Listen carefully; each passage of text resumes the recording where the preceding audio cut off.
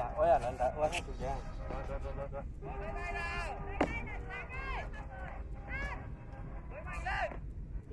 wow mặt tin bật à có lại đéo sáng có bé anh cái ní ngược sáng rồi. ngược sáng như nào? Ngược sáng có nghĩa là mặt anh đen xì lì nè. Thề luôn, em đi ngồi cho anh xem. Quay đi, thấy lại em không? ngược luôn và Ngược luôn giờ rồi đó. hai phải cầu quay thôi hả? Tại nó quay thôi bỏ tụi con đó. Mua cả thêm mua đó chỉ là nhóc. Đang thổi ở nổi tiền. Mấy con nó ra tí. Wow, đẹp quá, ngồi đấy thôi nha, ngồi đấy hát thôi nha. Một tí.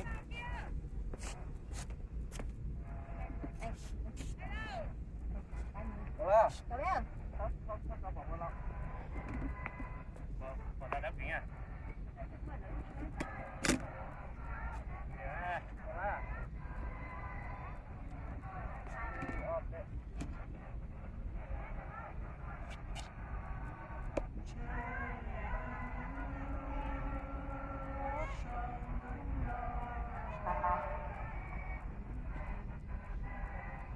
Nhầm á. Lời hay vui quá. Thẳng hết trời ơi. Lại. Lại nha.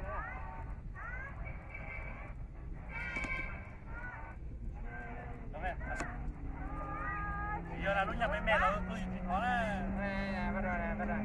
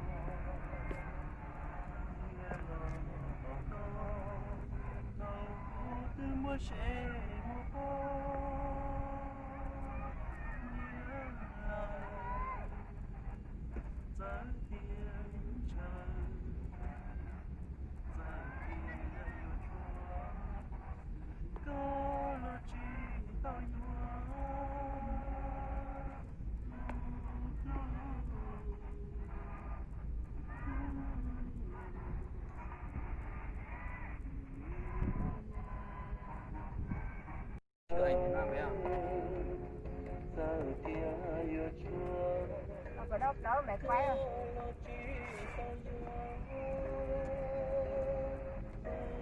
Yes. Tao ma. Chả một ít vòng lắm rồi đó.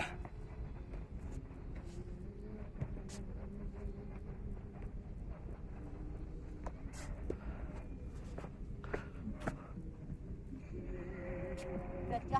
Đâu á? Quay em với. Được chưa? Ta.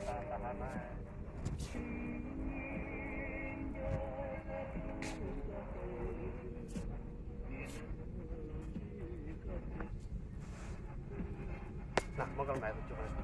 Chụp cái thử ảnh em đây. Dạ, mua này nào. Chụp vô sữa rồi bỏ ra. Mua lọ. Sữa, thế mày chụp cái ảnh vô bỏ ra. Con đẹp đẹp. Cái nồi à? Rồi cái nồi tốt. Đó, tôi tắt tay luôn. Một con nó chảo ná là hả? Có tải à, chụp rồi đến có. Đây chính đúng rồi, đi rồi nó.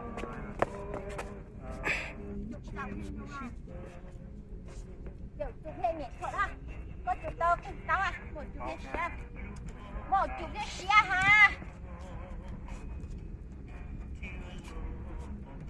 Một chụp lên xia ha.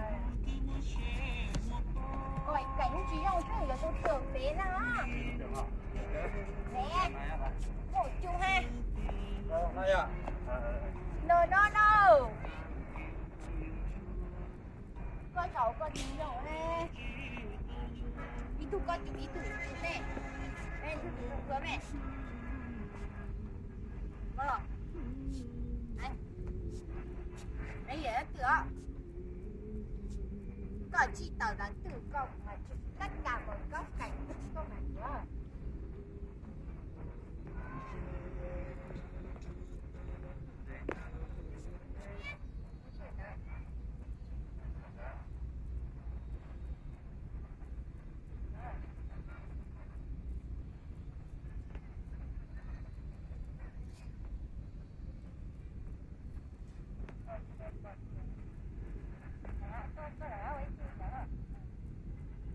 mong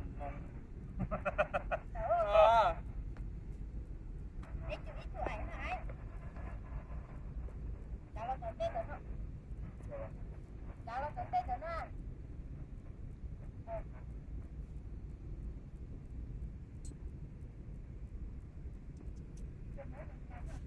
tiền à Tao đây không? hãy coi đấy hãy nó muaเป็ดต่อไป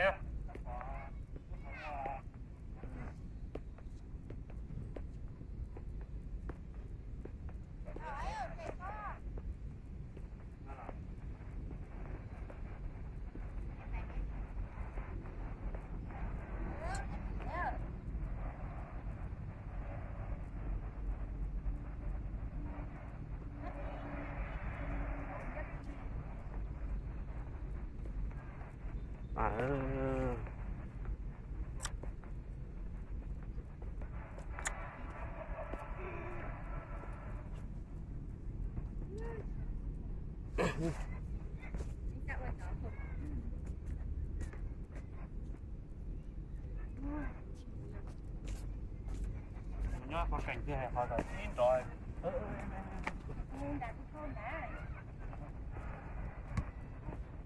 Đừng ra. đang phải con đồng họ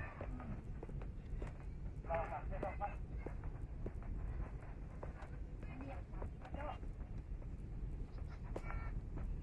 Con ơi, đây là tôi tưởng cháu à?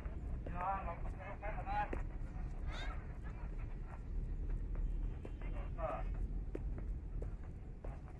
Coi cháu cái chỗ mà nhá, nó là cái cảnh đẹp nhất, anh vào ngồi đi. Nhìn chị anh ấy nghiêng trở thật nó. nó hả? Yes.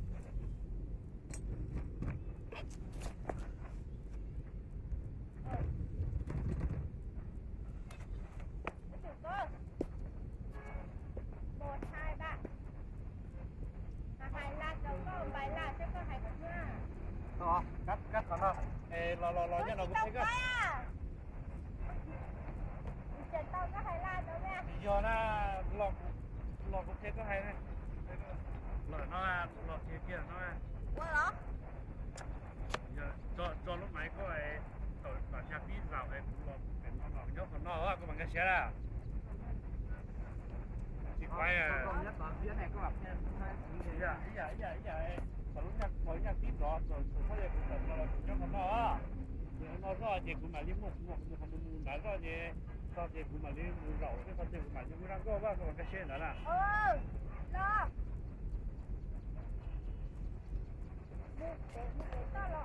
nó quay của chúng này nghe chứ cũng chi tiết tập là nó có sắp quay của chúng này mà quay chứ nó nè.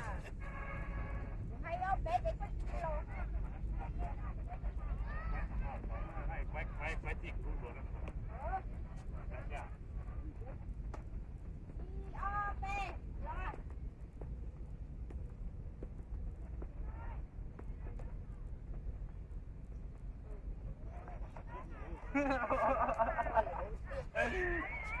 ủa sao cũng kề rồi 야, 비 자꾸 와. 하지 마 자꾸 해게 뭐 자꾸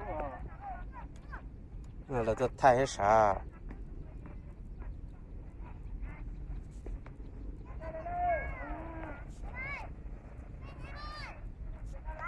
nè à 서 hay. mà có là nó quay ủa rồi nó hay không có cái nào bao là Nhất quay dịp bài cái tên là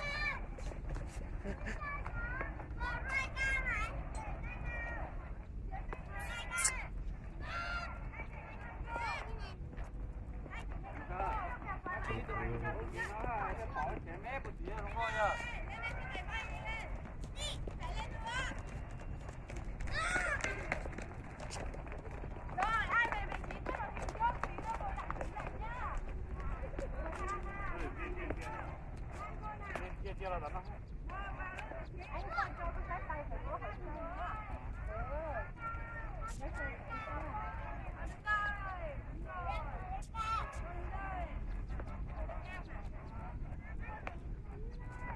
mấy bác kia cũng cho cũng có hôi đi chạy cái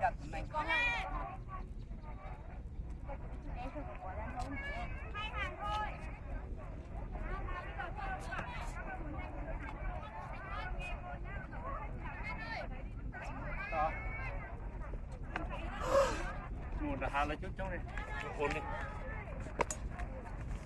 à tôi mà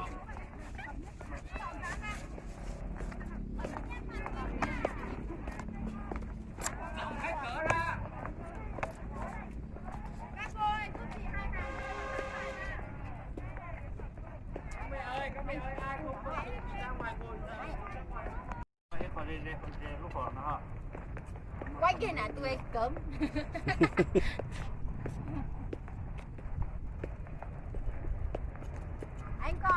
anh có dầu nước ghê đó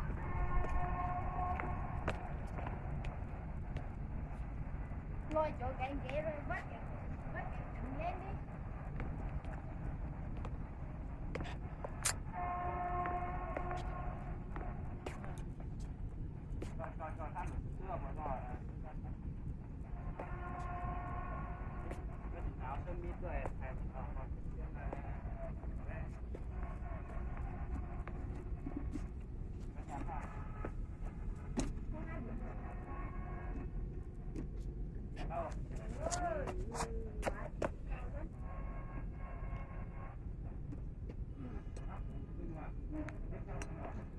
đặt các chi tiết này có lại người ta có hay đẩy đoạn rồi dần ghét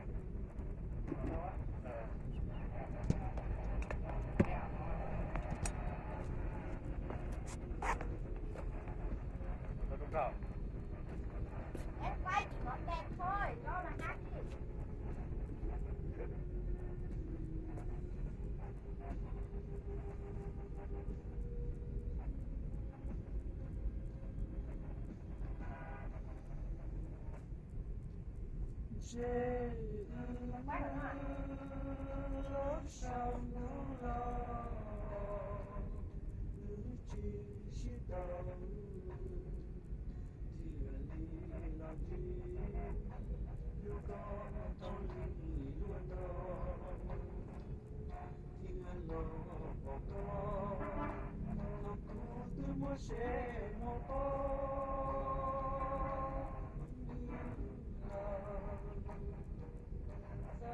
đó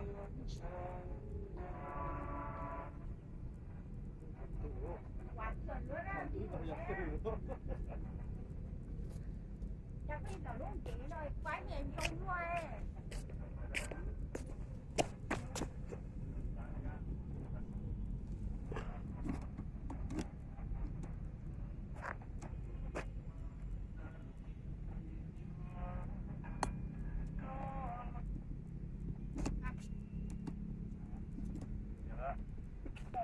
quá đẹp luôn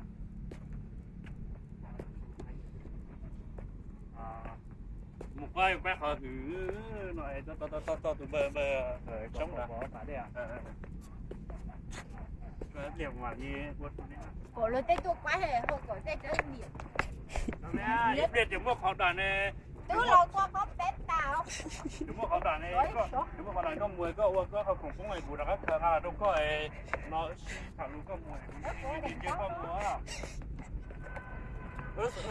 con nặng có em con nặng có con đây năm lon là con nhà cái nó còn quá nó có chỗ hết cái gì nó lo ép này phải con con ra cho kia phần nó còn có đây nè anh cho nó nấu cho để cho nữa cái này nó còn cho chúng nó lo cái hả nó cho là nhớt cái nào nó để xem đi đấy nè không có gì đâu nè là đó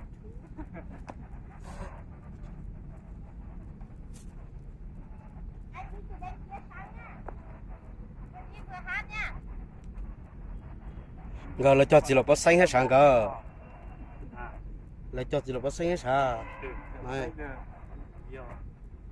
bó xanh chưa chị lộc bó xanh chưa em lo che đột biến gen nó đột biến ra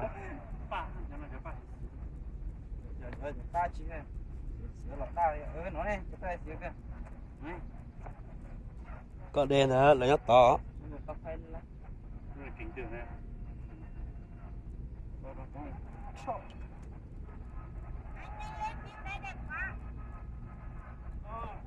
lời to có là nó có chỗ nhặt chứ Nó còn thấp lợt đó. Cũng đừng dừng lại nha. Được rồi, đi xa quá. Thế mày bật khẩu ra đây. Không hay 468 không? Đi thêm một tí nữa. Ôi, từ cái đàn đấy đấy. Đứng lại, đứng lại. Đúng rồi, đẹp rồi.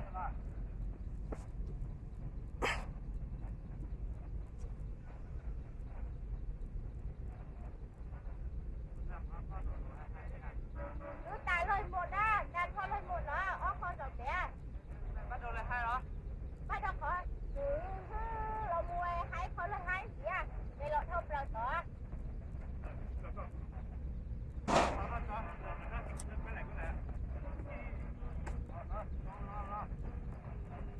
Quay được, quay được. Sắp đỡ, rồi quay được. Ba mẹ anh, xuống quá, đợi em tí nha. Chưa? Đợi em tí, đang xuống quá. Được chưa? Uống cái lột luôn. Đó là. Rẻ đó. Còn có tiếp phần lột lột. Đây là theo của thay cho thằng nó. Rồi, ba.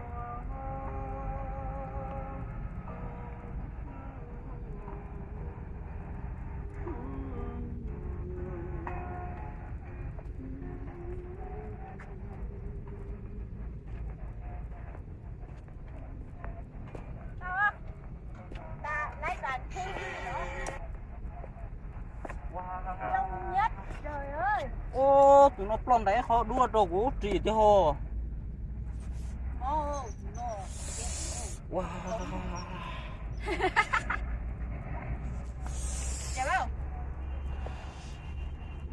Đẹp hả con? Con cho má. Ghi. Ghiền của heo. Rồi giờ. Trời lọ. Người ta dễ dễ hóa ôm gì thế? Dễ từ. Dễ nhất cho nó à. Thì yo cảnh chưa nè. Tỏ tụ coi á.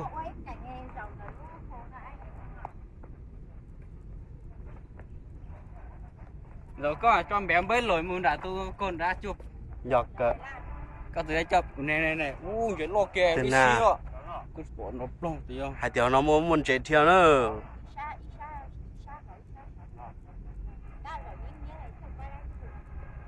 Bắt sẽ bị quá. Sắp biển nó nên thiết sĩ chín luôn.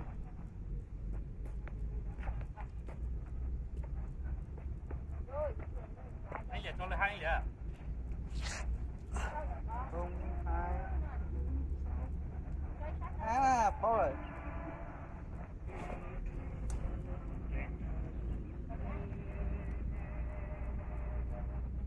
Lẹ. Đây hát không xưng qua, nó là. Lời hai bắt đầu khó hừ. Hai phải. Ta đấy. Đó trên lời hai à.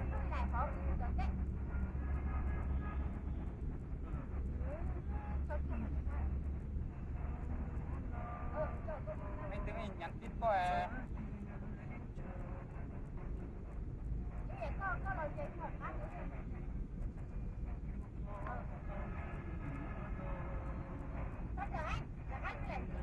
Em cũng cần chi hai việc của nhau khá là cho tới một xe.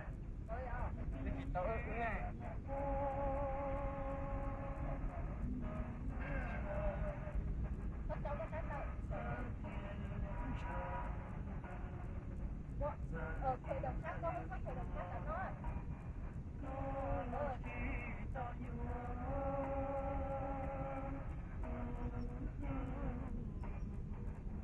Máy mà.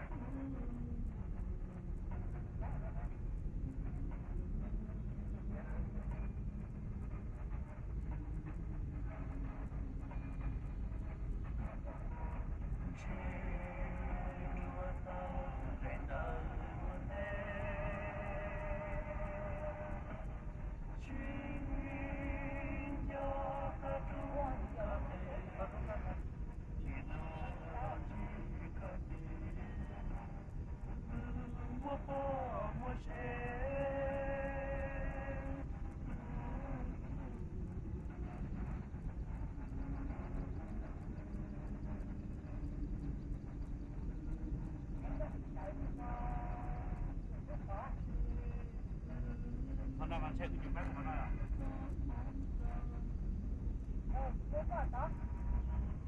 Đó đấy là tên của mày chúa. Tiếp nữa. Tiếp nữa, gần thêm rồi.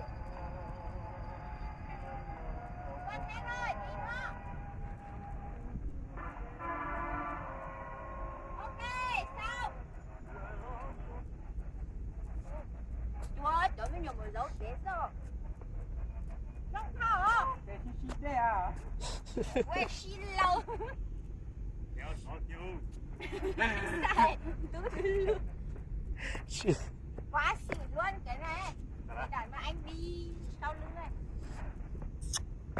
chắc như nước hồ công viên ở mình ôi chắc có biết của quay chị quay nè ai nè có hai con nào không tiếp của nó to đéo nè tiếp nữa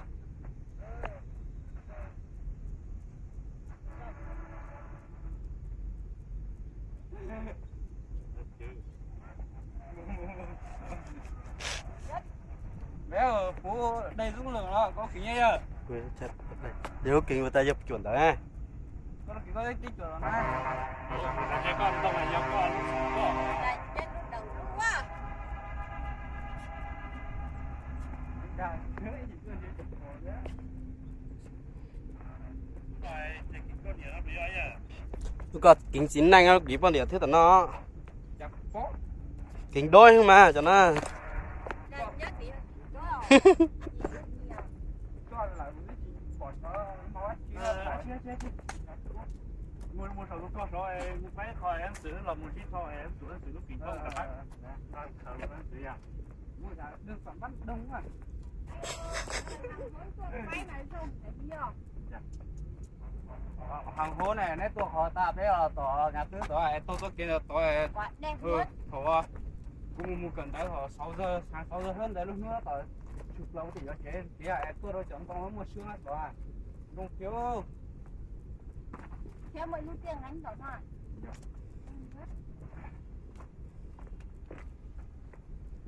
muốn chế lo nhất léo rồi nó bị chế dễ thiết chiếu là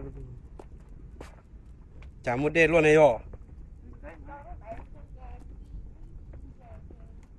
để luôn em để mà quay đoạn ô của lúc này quay rong rồi chứ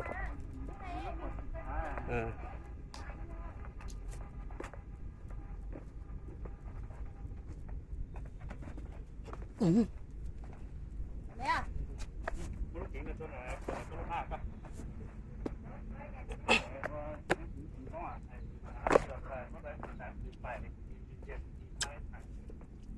anh không đọc vào giải thích đó họ nó nói căn như thế một mà ông bông sĩ trái bia là ló đấy bỏ cái ôi giờ này trò này mà chỉ bỏ lại khổ thật là to lắm à nhân tôi tới mà lái nhau bớt tỏ mà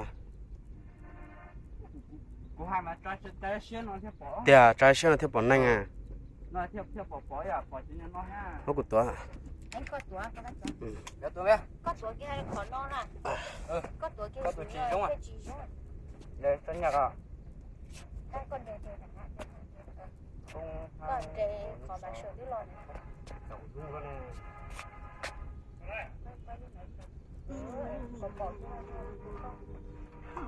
anh lo ha lo được con lo ha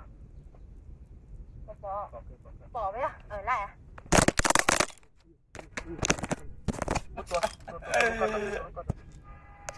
lưu